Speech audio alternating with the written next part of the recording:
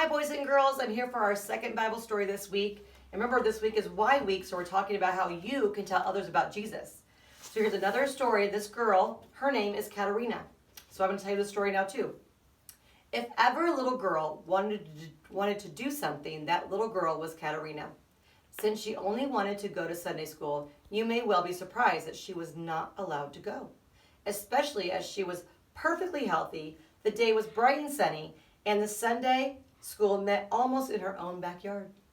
Katerina watched from the kitchen window as the children began to gather under the big palm tree next door. She wished she could be with them as they sat in a half circle around the tree and watched the teacher pin a Bible story picture to the tree trunk. If only she could sit with the children and listen to the story. "Oh, Madre," she said to her mother, please, could I not go to the Sunday school? See, I have been 2 times already, and it has not hurt me. Please, may I go?" "No," said Katerina's mother. "Something in my bones tells me that Sunday school will be bad for our family. Run along now. You're in the way when there's cooking to be done." Oh no, look how sad she is. A tear ran down Katerina's cheek as she walked out onto the back porch.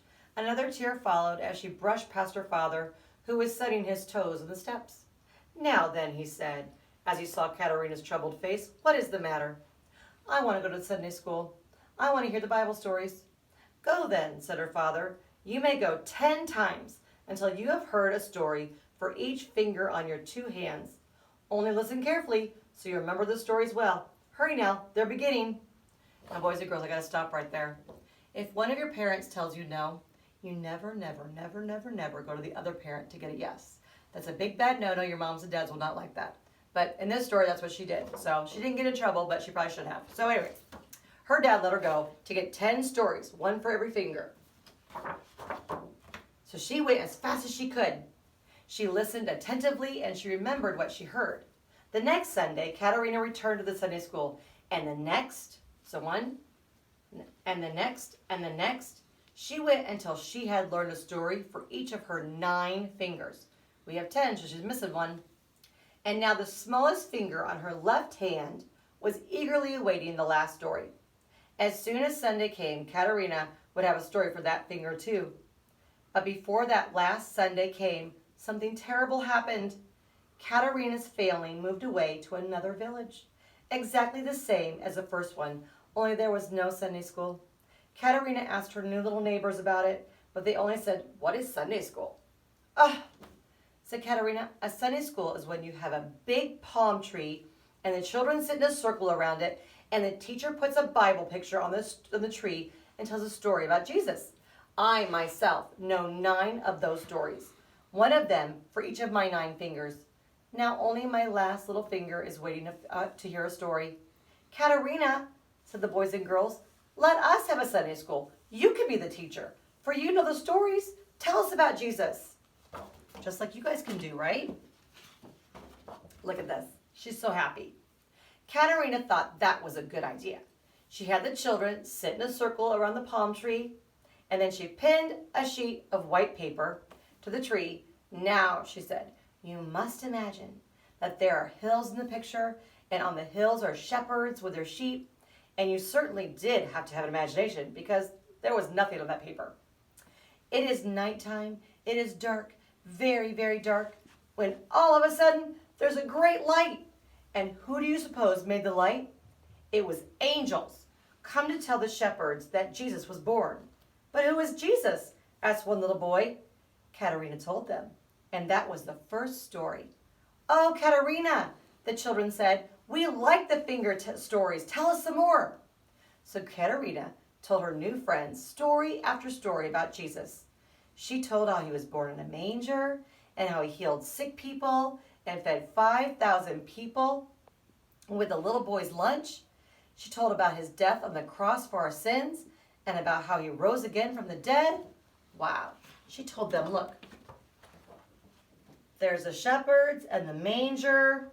Can you see it, boys and girls? The shepherds, the manger.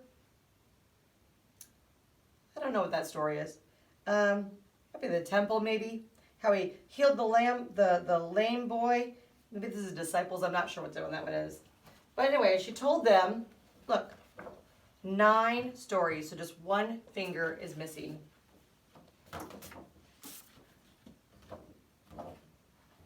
The lunch finger, hold on. I didn't even finish the story. Sorry, boys and girls. All the stories that she knew, she told over and over again until many of the children knew them by heart. The children enjoyed the stories so much they named Katerina's fingers after them. Here's where it is. There was a shepherd finger, and the manger finger, and the temple finger, the disciple finger, and the sick finger. Yep, we got them right. The lunch finger, right here. Oh, sorry, right there. The preaching finger, the cross finger, and the resurrection finger.